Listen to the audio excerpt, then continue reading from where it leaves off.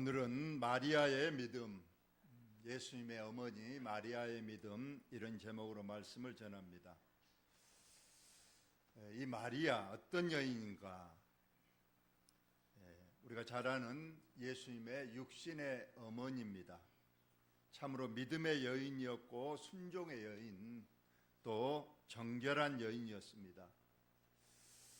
그래서 하나님께서 독생자를 이 땅에 보내실 때 어떤 여자를 태를 빌려서 아기 예수님을 보낼까? 우리 하나님께서는 다 생각하시고 또 살펴보셨을 거예요. 어떤 여인을 쓸까? 그리고 보시고 아시고 그 중에 이 마리아라고 하는 이 처녀를 전능하신 하나님께서 선택하시고 저 여인이면 되겠다 해서 그 마리아 여인의 태를 빌려서 예수님이 이 땅에 오셨습니다.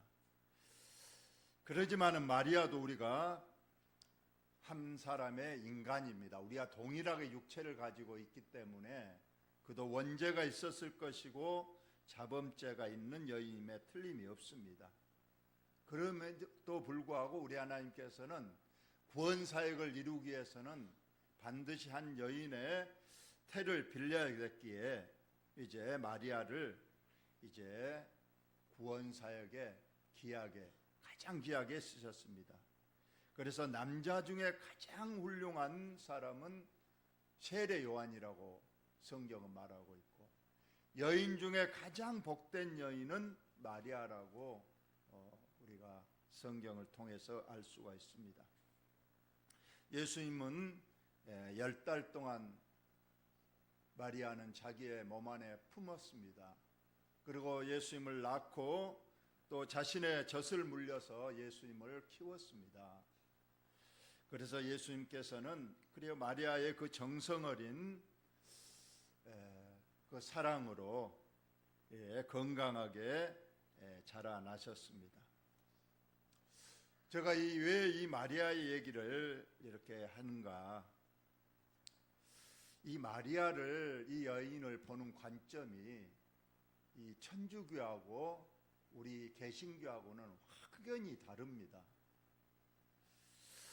천주교에서는 마리아를 신격화 시킵니다. 하느님이신 예수님을 낳았다 해서 하나님의 어머니라고 칭호를 부여하고, 성모, 거룩한 어머니, 하나님의 어머니라고 말합니다. 여러분도 성당 혹시 가시면 그 성당 마당에 성모 마리아 상이 이렇게 세워져 있고, 그래서 이 신도들이 성당에 들어가기 전에 먼저 그 성모 마리아에게 예를 갖춰서 허리를 굽히고 기도하고 그렇습니다. 또 신자들의 집에도 성모 마리아의 조그마한 상을 두고 그 앞에 머리를 조아리고 이렇게 예를 갖추는 것을 봅니다. 천주교에서는 교리로서 마리아는 원죄가 없다고 그렇게 선언합니다. 그러나 원죄라고 하는 것은 아담의 선악과 사건 이후로 원죄가 아담과 하에게 왔기 때문에 아담과 하로 인해서 태어난 모든 사람은 다 원죄를 가지고 태어납니다. 예수님만 이제 그 원죄의 피를 끊었기 때문에 원죄가 없지만은 마리아도 그의 부모에 의해서 태어났기 때문에 분명히 우리는 원죄가 있다고 생각하는데 천주교에서는 성모 마리아는 원죄가 없다. 두 번째로 성모 마리아는 예수님의 탄생 이후에도, 탄생 전에는 처녀의 몸을 지켰죠. 예수님의 출생 이후에도 마리아는 계속 일생을, 죽을 때까지 동정을 지켰다고 주장을 합니다. 그러나 우리는 마태복음 13장 55절에 마리아가 난 즉 예수님의 동생들의 이름이 나오고 있습니다. 야고보, 요셈, 유다, 시몬, 그리고 그 누이들, 여동생도 있다. 그러면 분명히 예수님만 이제 날 때까지 동정이었지, 그 이후로는 요셉과 동침해서 이렇게 아들도 낳고 딸도 낳았다. 그런데 천주교에서는 마리아가 동정을 지켰다고 합니다. 그럼 이 자녀들은 어떠던 일이냐 했더니, 이 자녀들은 마리아의 이제 친척들, 사촌 간의 친척들을 얘기한다. 전혀 이해가 되지 않는 그런 주장으로, 어쨌거나 성모 마리아를 신격화해야 되니까 이렇게 일생의 처녀 동정설을 주장합니다. 더 나아가서 마리아는 이제 나중에 죽었습니다. 그런데 마리아는, 성경에는 없지만은 천주교에서는 마리아는 부활하고 승천을 했답니다.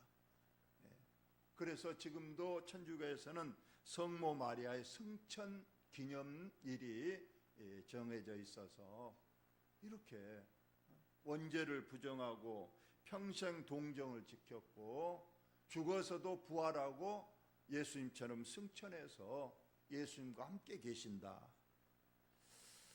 참 우리가 알 수 없는 이런 이야기를 우리가 하고 있습니다. 그러나 오늘 제가 마리아의 믿음, 우리는 성경적으로만, 성경에서 말하지 않는 것은 우리가 절대로 말해서는 안 되기 때문에, 그런다고 해서 우리가 마리아를 우리가 비하시키는 건 아닙니다. 최소한 천주교의 그런 신격화는 성경에 없는 내용이기 때문에 우리가 그것을 지지해서는 안 되겠지만은, 오늘 성경 본문 그대로의 마리아도 진실한 믿음이 여인이었음을 우리가 한번 살펴보고자 합니다. 일단 마리아의 고향 나사렛입니다. 그러면 위에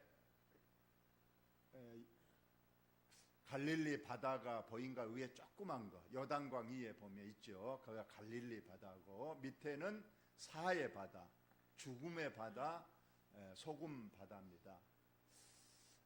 그리고 이제 갈릴리 호수에서 사해 바다에 이르는 그 강을 우리는 요단강이라고 말하는데, 바로 나사렛은 저 위쪽에 있죠. 북쪽에, 북쪽 그 갈릴리 호수 밑에가 있습니다. 그런데 사람들이 많이 모여 사는 곳은 밑에 예루살렘과 베들레헴이 밑에 있죠. 사해 바로 옆에 위쪽에. 그렇습니다. 물론 예수님은 베들레헴 밑에서 나셨죠. 그러지만은 사신 곳은 나사렛입니다. 나사렛은 오늘 예수님의 육신의 부모님, 아버지 요셉과 또 마리아가 사는 고향입니다. 조상대도 거기에서 살아왔던 곳입니다. 이 나사렛이란 동네는 그 당시에는 아주 작은 촌동네, 산동네였어요. 그런데 우리가 성지순례에 가서 봤더니 지금은 이렇게 변화된 도시가 됐어요. 인구 약 7만 명 정도 되는 도시고, 저 중앙에 좀 특별한 그 건물 하나가 보인가요? 바로 그곳이 마리아의 집입니다. 그래서 마리아가 거기에서 천사로 통해서 성령으로 잉태된 것을 지시받았다고 해서 이것을 수태고지 교회라. 수태란 것은 마리아에게 너가 임신한 것은 어떤 인간적 남자와의 동침에 의한 것이 아니고 성령으로 잉태된 것이다 하고 알려줬던 바로 마리아의 집 위에 이제 지금은 교회를 세워서 수태고지 교회라 이렇게 명칭해서 있던 것을 우리는 가서 봤습니다.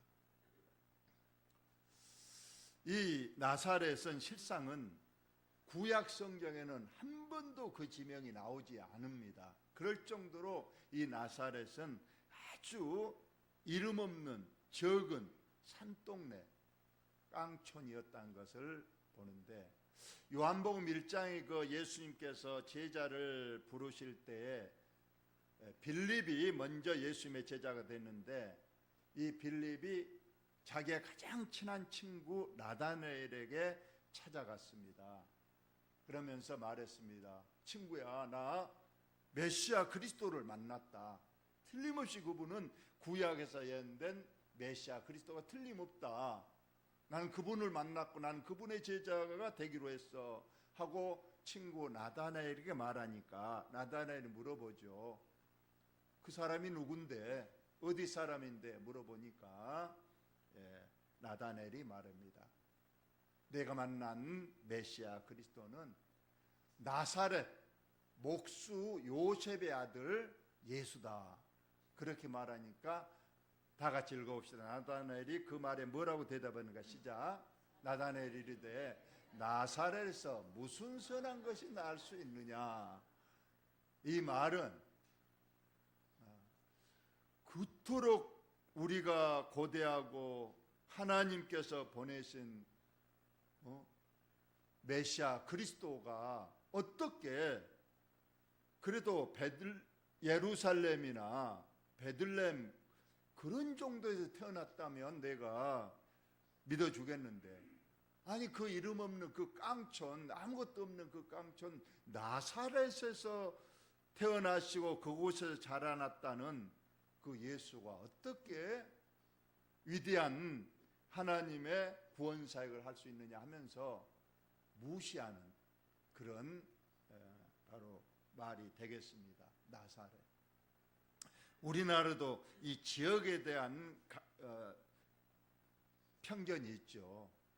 뭐 흔히 전라도 사람 그러면 그 좋은 높은 의미예요, 낮은 의미예요? 전라도 사람 전라도 뒤에다가 한자로 노 밑에 뭐 미음 붙이는, 좀 격하는 거죠. 그리고 전라도 중에서도 또 섬놈, 저는 아주 이번에 그 다니엘 기도회 하는데 그러더라고. 우리가 금수저가 있고 은수저가 있고 흙수저가 있는데, 그 저기 골프 선수 이름 누굽니까? 최경주. 그는 저 왕도에서 태어났다 해서 뻘수저라, 뻘수저. 자기 스스로를 나는 뻘수저. 그래서 야, 내가 바로 뻘수저구나. 그래서 나사렛이 그럴 정도로 아주 비하되는 그런 동네였습니다. 그 동네에 젊은 두 남녀가 있다가 서로 사랑하게 돼서 이제 약혼을 하게 됐다, 이런 말씀이 아니겠습니까? 그래서 이제 여섯째 달에 했는데, 여섯째 달이란 건 우리가 누가복음 1장 그 앞에 읽어보면 바로 세례 요한이 예수님보다 6달 먼저 잉태가 된 겁니다. 그래서 세례 요한을 잉태하고 6달 되던 해에 천사 가브리엘이 하나님의 보내심을 받아 갈릴리 나사렛이란 동네로 갔다. 하나님께서 빨리 가서 소식을 전해라 부름을 받은 천사 가브리엘. 이 천사 가브리엘은 하나님의 심부름꾼이죠. 하나님의 명령을 받아서 인간들에게 하나님의 뜻을 전하는 천사입니다. 또 하나 천사가 있죠. 싸우는 미가엘이라는 군대 천사도 있습니다. 여기 가브리엘은 소식을 전하는 심부름꾼 천사입니다. 그 갈릴리 나사렛, 아까도 보셨지만 그 촌동네, 거기에 젊은 남녀가 지금 약혼을 하고 있었는데, 남자의 이름은 다윗의 자손 요셉, 그리고 아가씨는 이름은 마리아라. 그래서 두 남녀가 지금 갈릴리 나사렛 동네에서 만나서 약혼을 했습니다. 주로 약혼을 하고 나서 1년 뒤에 정식 결혼을 하게 되는데, 그 약혼하고 결혼 정식할 때까지 1년 기간은 남자는 집을 마련한다고 합니다. 그렇죠. 자기가 일평생 살아갈 집을 짓고 또 마련을 합니다. 여자는 그 1년 동안에 요리를 배우고 또 아이를 어떻게 키울 것인가, 이러한 신부 수업을 이제 친정 어머니로부터 배우는 그런 기간입니다. 그러다가 이제 1년 후에 이제 정식적으로 신랑이 집이 다 준비되면 와서 처녀를, 약혼자를 데려가서 정식 결혼을 하고 동거에 들어가는 그런 절차를 하고 있습니다. 이렇게 약혼을 하고 이제 결혼할 날을 손꼽아 기다리면서 얼마나 꿈에 부풀었겠어요. 특히 신부될 마리아는 비록 가난하지만은 믿음직스럽고 참 자상한 내 남편 될 그 요셉, 그와 살면 아이도 많이 낳고 또 행복하게 우리 살다, 그런 꿈을 가지고 있던 그때에 예상치 못한 천사가 나타나서 이제 예수님의 탄생, 잉태를 말해주죠. 이 부분은 우리 영상을 한번 잠깐 보도록 하겠습니다.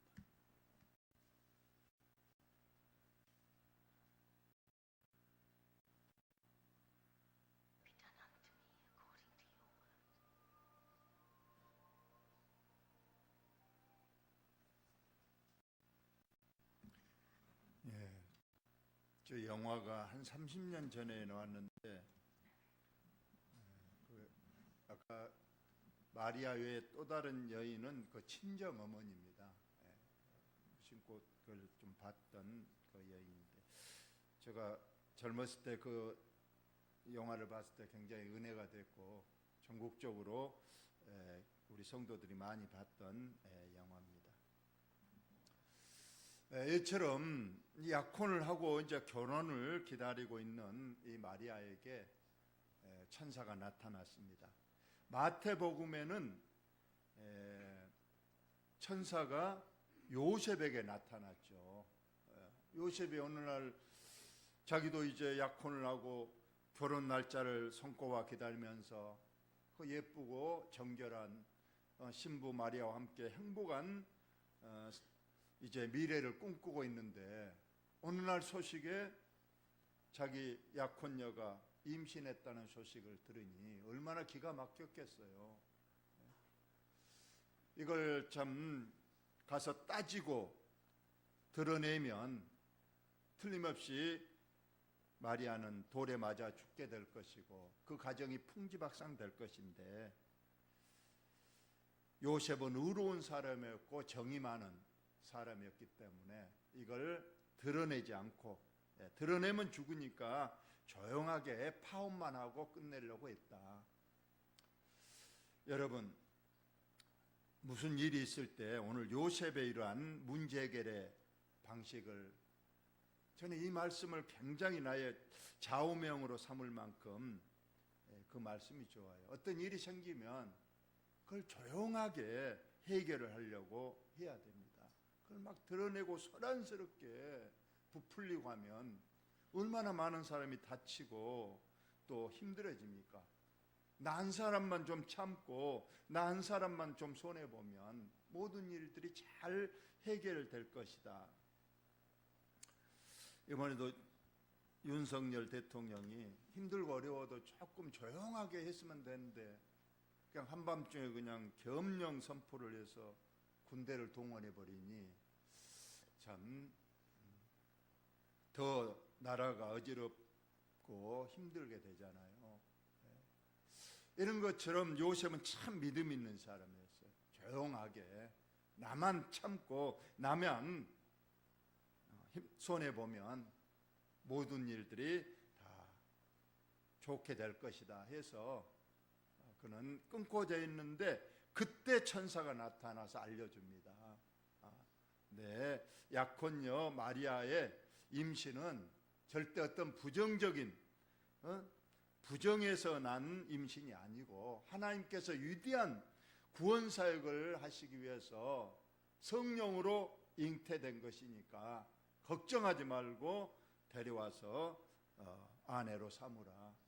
자, 이 말 들었을 때 비로소 이 요셉은 마음이 정말로 평안해지고, 아, 그렇구나, 내 약혼녀가 부정하게 임신한 것이 아니구나 하고 이제 나중에 정식으로 결혼해서 또 예수님을 낳을 때까지 전혀 동침하지 않았다고 성경에 기록되어 있고, 오늘 누가복음에는 또 천사가 마리아에게 나타나서 오늘 이처럼 너가 임신하게 될 것인데 그 임신은 절대로 성령으로 하나님의 위대한 구원사역을 이루기 위한 메시아의 잉태니까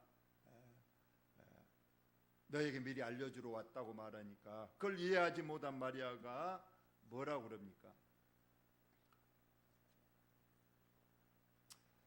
천사가 은혜를 받은 자여 평안할지어다, 주께서 너와 함께 하시도다 하니 처녀가 그 말을 듣고 놀라 이런 인사가 어찌민가 생각하며 천사가 이르되 마리아여 무서워하지 말라, 내가 하나님께 은혜를 입었느니라. 그러면서 보라 내가 잉태하여 아들을 낳으리니 이름을 예수라 하라. 성령으로 잉태돼서 예수란 이름은 자기 백성을 죄에서 구원할 자, 즉 메시아 그리스도라고 예수라고 지으라고 했습니다. 그러자 마리아가 반문하잖아요. 마리아가 천사에게 말하되 나는 남자를 알지 못하니 어찌 이런 일이 있으리까. 그러지만 우리가 천사가 이미 성령으로 하나님의 능력으로 이 일을 이루게 하실 것이라고 말씀을 합니다. 그러면서 보라 내 친족 엘리사벳도 늙어서 아들을 배었느니라.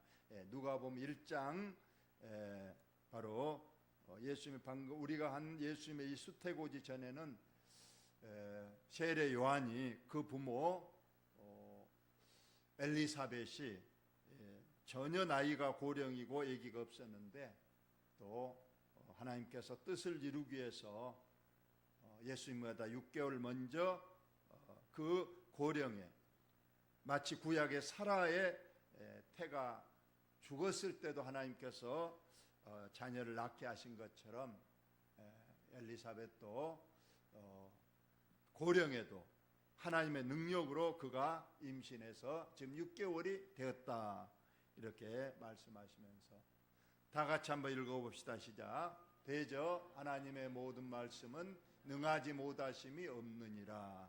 아멘. 여러분, 이 성경 한 구절만 우리가 확실히 믿어도 우리의 삶이 달라질 수 있습니다. 전능하신 하나님, 능치 못할 것이 없는 하나님, 우리가 무서운 질병에 걸려도 이 말씀만 붙들어도 우리 하나님께서 고쳐주심을 믿습니다. 하늘이 무너질 엄청난 우리에게 재앙이나 어떤 문제가 발생해도 전능하신 하나님, 능치 못할 것이 없는 그 하나님이 나와 함께 하시고 나를 도우시면 병인들 못 고치겠습니까? 어떤 문제든 해결 못 하시겠습니까? 여러분, 항상 문제가 있을 때 이 말씀을 기억하시기 바랍니다. 우리 하나님은 전능하시다. 그리고 그 하나님은 나의 기도를 들으시고 나의 형편과 처지를 보고 알고 계신다. 그렇다면 틀림없이 그 하나님은 어떻게든 나를 도와서 나의 이 문제를 해결해 주실 것이라고 하는 믿음. 그래요. 늙어서 태가 완전히 막혀버렸는데도 하나님께서는 하신다고 하면 태를 열어서 생명을 주시는 그 하나님이시지 않느냐 하면서 마리아에게 말하면서 오늘 마지막 절 결론이 다 같이 읽어봅시다. 시작. 이르되 주의 여종이니 말씀대로 내게 이루어지이다 하매 천사가 떠나가니라. 아멘. 그러나 이 말씀 속에 위대한 마리아의 믿음이 담겨져 있습니다.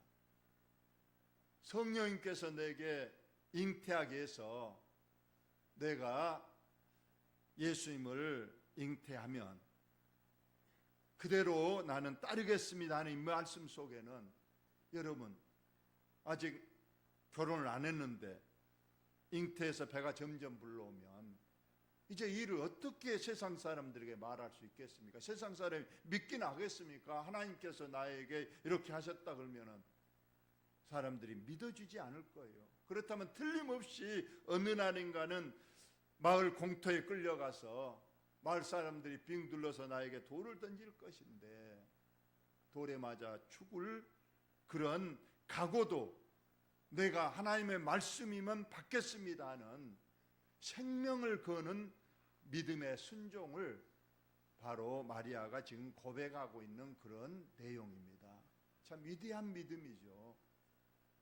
그래서 이 마리아의 믿음의 순종에 의해서 예수님이 이 땅에 오셔서 구원사역을 이루신 겁니다. 만약 여기서 마리아가 이거 못합니다, 저는 이거 드러나면 맞아 죽습니다 하고 거부했다면, 하나님께서는 우리의 자유의지를 존중하시는 하나님이기 때문에 어쩌면은 다른 여인을 찾아봤을지도 모릅니다. 그러나 오늘 마리아가 믿음의 순종, 죽음을 각오한 믿음의 순종, 주님이 하라시면 저는 죽어도 하겠습니다 하는 이 믿음 때문에 예수님이 오셨고 하나님께서도 얼마나 기뻐하셨겠습니까? 저와 여러분도 이번 성탄절에 우리 마리아의 이 순종의 믿음을 꼭 본받을 수 있기를 바랍니다. 하나님의 말씀이라면 내가 목숨이라도 내가 죽을지언정 말씀에 순종하고 말씀에 의지하고 말씀대로 살겠습니다 하는 이러한 순종의 믿음을 꼭 가지시는 저와 여러분 다 되시기를 예수님의 이름으로 축원을 드립니다.